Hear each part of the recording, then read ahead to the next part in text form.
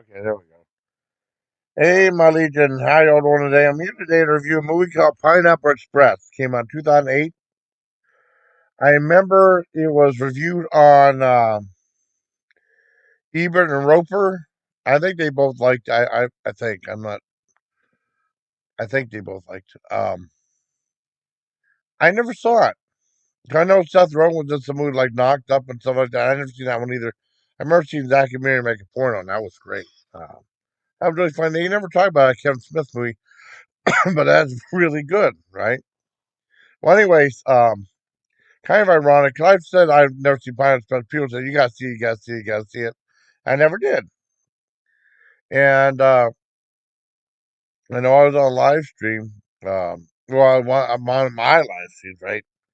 I did a live stream. You know, like Nunya and Pop and kind of and Spoof. And I remember I said I never saw it, and then Nunya said you should really see it. It's really really funny. It might be on Netflix. Then Spoof went and checked, and she said it was on Netflix. I was like, okay, cool. We'll check it out. Started watching it, and I told the next night. I know someone had a live stream, and I told her I was going to see it. And she said he's not a huge fan of James Franco as much after the movie because she liked his earlier stuff. Um, and it was weird because he's a pilot and stuff like that. I remember a long time ago they had Anne Hathaway. I used to watch the Oscars all the time. After Dad passed away, it's not. I don't really watch it anymore, but I used to. And I remember the time when Anne Hathaway and James Franco hosted the Oscars, and everyone thought that James Franco was stoned the whole time. He said, "No, that's just the way he normally looks," and stuff like that. You know. And then he was great on. 'Cause the first time I met both like Seth Rogen and James Franco was the Judd Apatow movie Freaks and Geeks about life in high school, and that show was absolutely fantastic. It was spot on. It was like a lot like I remember the Wonder Years, which I love with Fred Savage and stuff like that. Even though that was a different time period, but I thought Freaks and Geeks was more like when I went to high school, more like that, than the Wonder Years was. But anyways, Seth Rogen's in there. I mean, and they did some other kind of like knocked up and stuff, which I haven't seen Judd Apatow stuff. But um, Seth Rogen's a process server who also smokes pot, and he does disguise and stuff like that. And his supplier is James Franco. I said it before, and the other thing is I said saying Jess Franco. Jess Franco's the famous exploitation director. I don't know if he's still around or not anymore. Well, anyways, James Franco's his dealer, I guess, who sells just weed. That's all.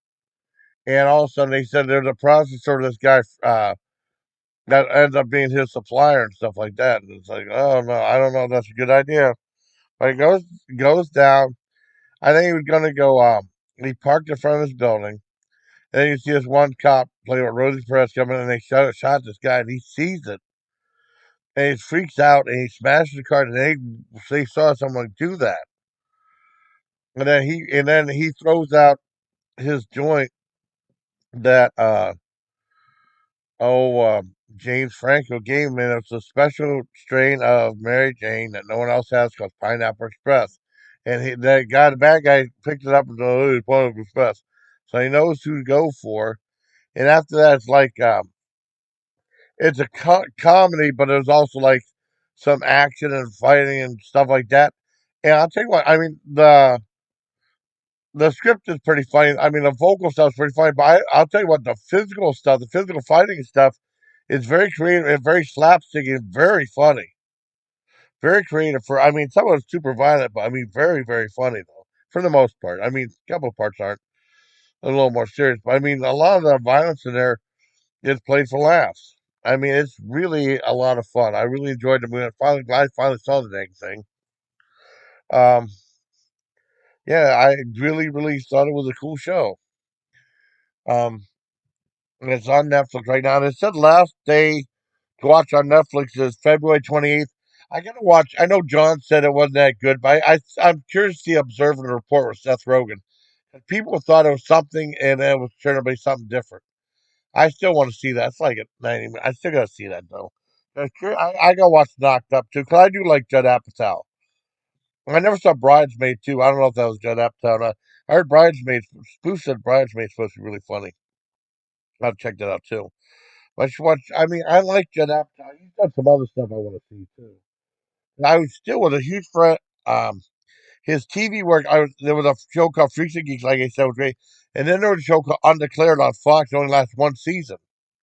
That started that one guy from Sons of Anarchy, and then but back when he still spoke, he has a British accent. For he's English. He has a British accent. You wouldn't know from Sons of Anarchy, but then he talked in a British accent in Undeclared. And Undeclared is like someone in college that doesn't have a subject or something like they call them undeclared. I think that's what it meant. That show was really, really funny. I don't know how that didn't get picked up. How to get just like with Freaks and Geeks, it got canceled. There was episodes of the show that never aired, and then it aired on the ABC Family Channel, and it was weird because they would edit stuff, and like H would the swearing in there was like hell damn ass bitch. That's all. I mean, nothing like really over the top, but they would edit it down. But there was some great episodes that never played anyone else except for ABC Family or Freaks and Geeks. Cause I do like Judd Apatow. I should check out some of his other work whenever I get a chance.